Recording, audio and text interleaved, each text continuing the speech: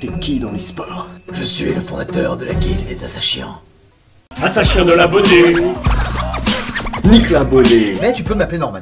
C'est plutôt bizarre parce que tu lui ressembles pas tellement en fait. Oui, vu que le vrai Norman, lui, il a ghosté TDM Shooter et ton âge, parce que t'as plus de 15 ans. Ça y est, ça me revient. Et du coup, je t'ai casté et c'est pour ça que tu fais Le rôle de Norman. Et j'en étais où moi? Faire la tirade nanar du méchant qui raconte son plan Machiavel. Oui, c'est bon, je l'ai. Alors, c'est notre confrérie qui a piégé le grand youtubeur Mathieu Sommet. Il n'est pas faux que le Raptor avait bien démarré le sale boulot pour nous. Avant même notre intervention, les gens étaient persuadés qu'il trempait le biscuit dans la pédophilie. Bon après, ce qu'on n'avait pas prévu, c'est qu'il se teaserait la tronche au point qu'il t'implique dans ses affaires. Bon, voilà, ça c'était pas trop prévu. Mais comme je suis un super méchant, mais super sympa, et ben tu peux rejoindre notre confrérie, en échange, bah tu fermes ta gueule. Voilà, abonne-toi. Alors dans l'idée, je suis pas spécialement contre, mais c'est quoi la confrérie au juste? Quoi? Tu n'as jamais entendu parler de notre sainte confrérie? Mais pourtant, tout le YouTube game est au courant. Ah bah non, non, vraiment pas, non. À ton avis, pourquoi est-ce que les hommes créent-ils des chaînes YouTube? Bah, je sais pas moi, parce que c'est pas un vrai métier. Mais non! Il est con. C'est pour qu'il y ait de la chouin, de la bonne chouin des familles. Y a rien de plus simple à zouker qu'une petite go de moins de 18 ans qui est perdue dans sa vie et qui te date comme un dieu. Notre secte est basée sur les conseils avisés de maître Ketar Yoda. Le YouTube game est le chemin vers le côté de chouin de la force. La vidéo mène à la vue mène à la fame mène à la fanbase. Le but ultime de la confrérie des Assachiens des abonnés est de créer la plus grande fanbase de mineurs du monde. Ainsi nous pourrons nous vider en criant « Veni, vidi ». De Vinci.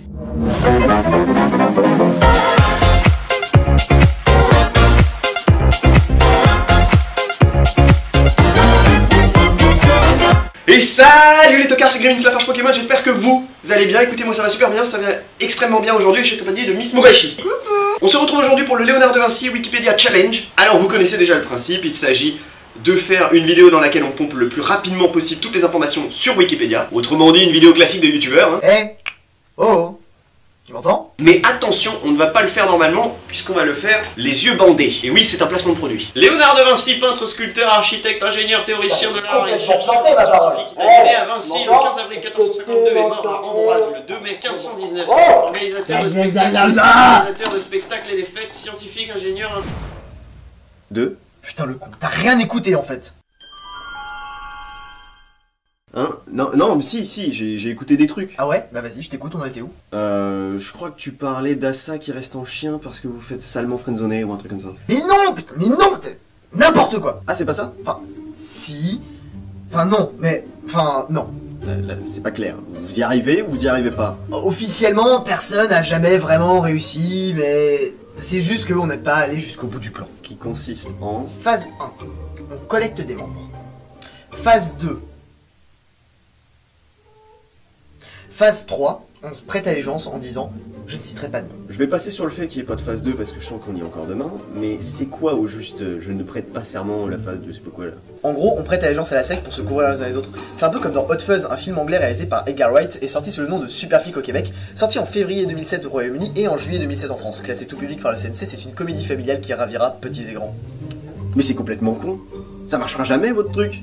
Vous faites comment s'il y en a un qui vous poucave ou pire s'il y en a un qui se met à tweeter sur le hashtag balance ton youtubeur? Schéma classique. Schéma classique. D'un côté, on envoie la communauté dans la gueule, comme ça, bim, il la ferme. En plus, on fait des fakes sur Photoshop. Comme ça fait rire les copains, ça fait le doute, et après on n'a plus qu'à faire une vidéo d'excuses et les cons ils voient rien.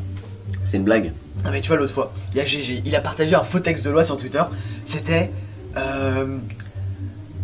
Toute personne sujette à diffamation peut se prendre 30 000 balles d'amende dans la gueule. J'aurais adoré voir la gueule de la meuf lire ce tweet. C'est con les meufs.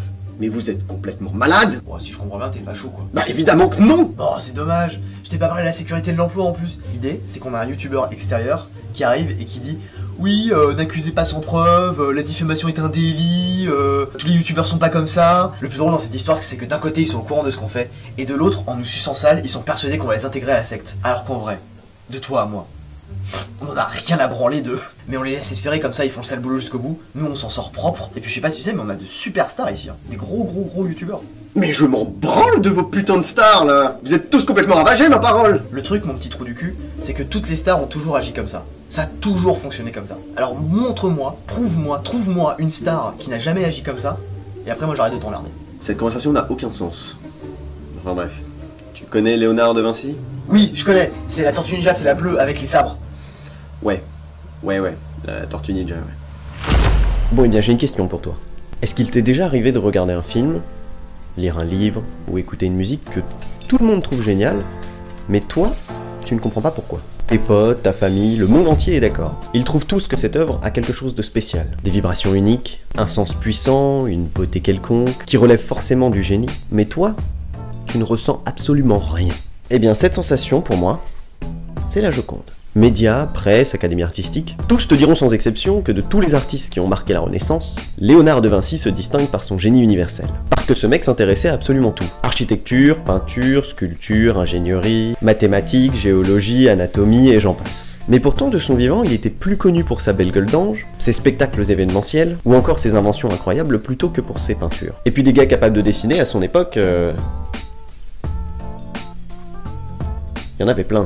Alors qu'est-ce que la Joconde a de plus que les autres? Pour certains, c'est parce qu'elle représentait un idéal féminin.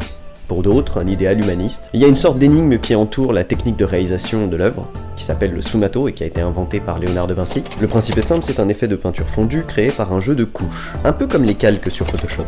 Chaque couche translucide lui permettait de jouer sur des variantes de clarté et de coloris. Le point négatif, c'était le temps de séchage de chaque film, qui prenait plusieurs jours, voire plusieurs mois. À ça s'ajoute le mystère sur l'identité du modèle qui a servi à peindre la Joconde, et sa construction est objectivement surprenante. Si tu regardes avec attention, tu verras que la lumière qui provient de la gauche illumine le visage, la gorge et les mains. À l'inverse des vêtements sombres, qui viennent soutenir la centralité visuelle des parties éclairées. La Joconde est donc illuminée de bonne heure, et vient contraster avec le paysage inquiétant, à peine perceptible, qui lui est privé de présence humaine. Dans l'ensemble, les couleurs sont chaudes pour la chair humaine, et froides pour le décor. Et c'est d'autant plus remarquable sur les couleurs supposées de l'époque, car à force d'entretien, la peinture originale s'est assombrie. Tout dans la composition est pensé de manière à mettre la Joconde au premier plan. Je pense que ce sont tous ces éléments qui cultivent la curiosité de chacun, et créent, de la même manière qu'un youtubeur et son public, une proximité par le manque de distance entre le personnage et son spectateur. Ouais, c'est quoi le rapport? Alors effectivement, là il y en a aucun. Mais c'est bizarre parce que d'habitude il y a toujours un lien. C'est pas grave, continue de parler, ça va revenir. T'es sûr? Ouais. Est-ce que ça veut pas dire qu'au fond de toi, tu n'hésites pas un tout petit peu pour nous rejoindre? Non, vraiment pas. Tout petit peu? Non. Bon, alors en fait, nous on est organisé sur une liste de youtubeurs non exhaustive. Alors non exhaustif, ça veut dire qu'on peut rajouter des youtubeurs à la liste, espèce d'illettré. Tu parles à qui là? Non mais à personne. En gros, on a un partenariat avec les colonies de vacances UPCA. On a plein de revenus grâce à des placements de produits, et les activités sont distribuées en fonction de torrents sur la pyramidale. Le lundi, c'est moi qui gère l'initiation des enfants à la scène et au backstage. Généralement, ceux qui viennent ont entre 14 et 17 ans. Parfois, ils sont plus jeunes, mais on est obligé de les refuser au-dessus de 17. Ça nous intéresse pas, on est youtubeurs quand même. Et le reste de la semaine, chacun les prend dans l'ordre qu'il veut. Mardi après-midi, c'est Paul Dance. Rien n'est plus beau qu'un enfant qui se frotte à une barre. Bon, mercredi après, moment détente avec Valentin. Ensuite, jacuzzi topless pour les filles et boxeresse pour les petits garçons. Après, Mohamed prendra le relais pour vraiment bien les détendre. Le mercredi, c'est un escape game Pokémon avec Romain. Les gagnants ont le droit de jouer avec de vrais Pokéballs. Jeudi, c'est Netflix and chill devant X-Hamster en ma compagnie. Mais Anthony me les prend trop rapidement. Alors moi je leur propose une petite séance d'initiation au massage thaïlandais. Et ouais, c'est important de pouvoir se caresser le corps là, mutuellement là, putain. Surtout les tétons. Quand ils arrivent le samedi matin, ils sont juste trop exténués quoi. Du coup, on commence en douceur, avec une petite sieste tous ensemble, les uns serrés contre les autres, c'est super convivial. Et après, on peut enfin commencer les activités. Ce dont les enfants raffolent, c'est le roleplay érotique de l'époque du médiéval. À chaque fois, ils en demandent. Ils adorent ça, et puis moi, je peux jouer avec eux, et ils sont vraiment trop mignons, ces petits boulous. Et une fois qu'on est tous fatigués, bien épuisés, et ben c'est David qui prend le relais. Ouais, c'est ça, un peu plus haut la jambe. Bah, comme tu vois, je leur enseigne l'art ancestral du striptease, méthode asiatique. Y a rien de plus magique. Et là, je l'échauffe un peu pour que Victor puisse bien les cadrer. Et Victor, eh ben c'est Bibi. J'adore apprendre aux enfants comment réaliser des coffrets DVD collector ou artistiques de nus, en petite lingerie. Et quand ils sont très peu vêtus, j'aime bien les regarder. Comme ça, ils gardent un souvenir du séjour et on vend les copies sur le darknet. Ça y est, je crois que ça me revient. Alors attends 2 minutes parce qu'il faut que je me concentre. J'en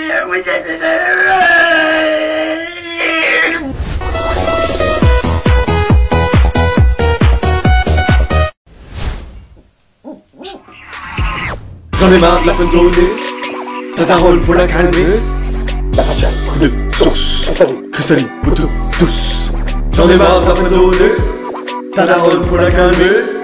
La faciale, coup de source, cristalline, poteau, douce. J'en ai marre de la funzone, ta daronne faut la calmer.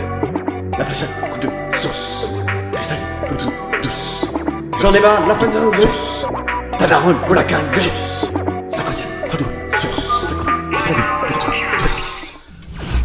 Bah, pour un rap de blanc fragile, c'est lourd. Hein. On est toujours dans ma tête?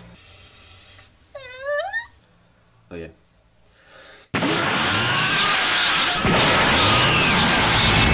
J'ai décidé de mettre Léonard de Vinci et les youtubeurs en parallèle dans cette vidéo parce qu'ils ont plus de points communs qu'il ne semblerait. À mon sens, tous deux sont des créateurs, ils vivent à une époque différente, mais les deux passent leur temps à jongler entre les outils de création pour améliorer leur polyvalence ou leur connaissance. Alors qu'on soit bien clair, j'essaie pas de dire que les youtubeurs sont égaux à de Vinci. Non, parce que c'est pas en faisant des lives Fortnite que vous deviendrez des légendes artistiques, faut pas rêver non plus. Là où je veux en venir en revanche, c'est que dans les deux cas, ils ont été starifiés par la croyance populaire. Si De Vinci a été mis au rang de légende artistique, c'est uniquement parce que les gens ont décidé de l'y placer. Et il en va de même pour les influenceurs. Sans cette espèce d'adoration populaire, jamais des événements aussi abjects que la vidéo City Paris n'auraient vu le jour. Si je reprends avec le sfumato dont j'ai parlé précédemment, tout le monde est persuadé que c'est Léonard de Vinci qui a inventé la technique. La réalité, c'est qu'il a juste amélioré une technique qui existait déjà. À l'origine, c'est une invention des primitifs flamands, qui s'appelle le glacis. Léonard a effectivement le mérite d'avoir été le premier à l'utiliser aussi bien en Italie, mais les gens, par manque de connaissances, ont fait quelques raccourcis. De la même façon qu'un youtubeur peut importer un concept en France qui cartonne à l'étranger, il a le mérite d'y avoir pensé en premier,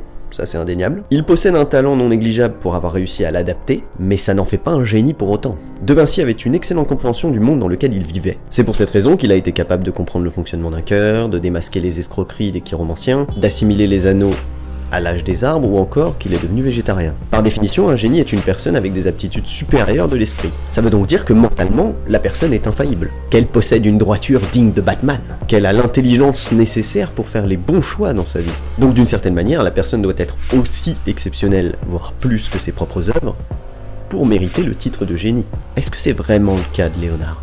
Eh bien malheureusement, comme beaucoup de youtubeurs, les gens ne connaissent que la face émergée de l'iceberg. L'image que l'artiste a construite avec le temps. Et parfois, la personnalité que les gens acceptent de vous montrer n'est pas forcément celle du quotidien.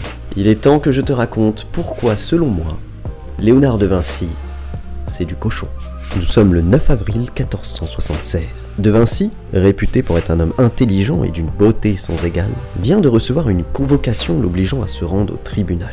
Léonard, curieux, se rend donc devant la justice pour comprendre ce dans quoi il est impliqué. Et c'est une fois sur place que les juges lui expliquent qu'il risque le bûcher pour son acte odieux. Léonard, pris de panique par la peur d'être principalement condamné à mort, demande plus d'explications. Et le juge lui explique qu'une lettre anonyme a été glissée dans la Bocca della Verità, installée non loin du Palazzo Vecchio à Florence. Cette dernière accuse le jeune Léonard de Vinci et 3 autres garçons de viol collectif impliquant une sodomie active sur la personne d'un certain Jacopo Saltereri, âgé de seulement 17 ans.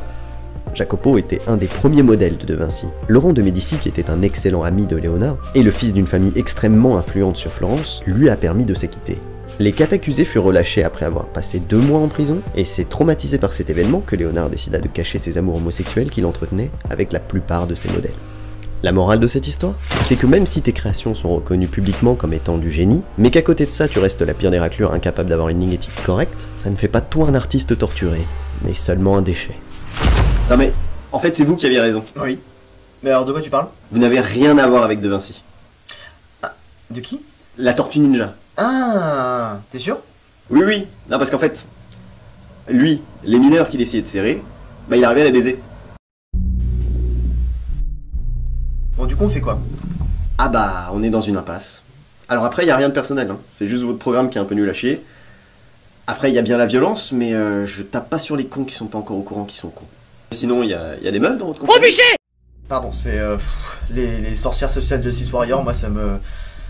C'est de la saloperie, monsieur, je les cramerais, c'est... Avec leur cosplay, leur grosse poitrine, ça taguiche et tout. Et puis après, ça me dit non, alors je comprends rien, et ça me rend triste, et je crois que je pourrais les buter. De tristesse, hein, mais je... Ouais, je pourrais. Ouais, bah ça va pas vraiment le faire, hein. Genre, je suis plutôt de la vieille école. Tu sais, genre, respect de la femme, relations consenties, ce genre de trucs un petit peu obscurs des citoyens de Gotham. Je suis une licorne magique, mais tu peux m'appeler Ketamine. Oh merde, je savais bien que ces cookies avaient un goût familier. Salut, je suis Norman. Dis-moi, tu vis encore chez tes parents ou...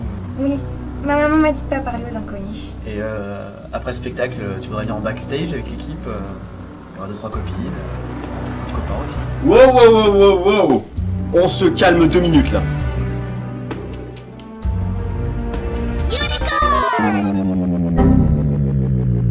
Êtes-vous sûr de vouloir regarder un contenu réservé aux plus de 18 ans? Non. Lutin de merde. Ça m'a l'air turc, pourquoi est-ce que je peux plus dire d'insultes? Parce que ma maman, elle m'a dit qu'il fallait pas dire de gros mots. Mais bon sang de bois, c'est qui ta daronne pour que tu sois aussi puissante? Bah, c'est YouTube. I was gonna clean my room until I got high. I was gonna get up and find the broom.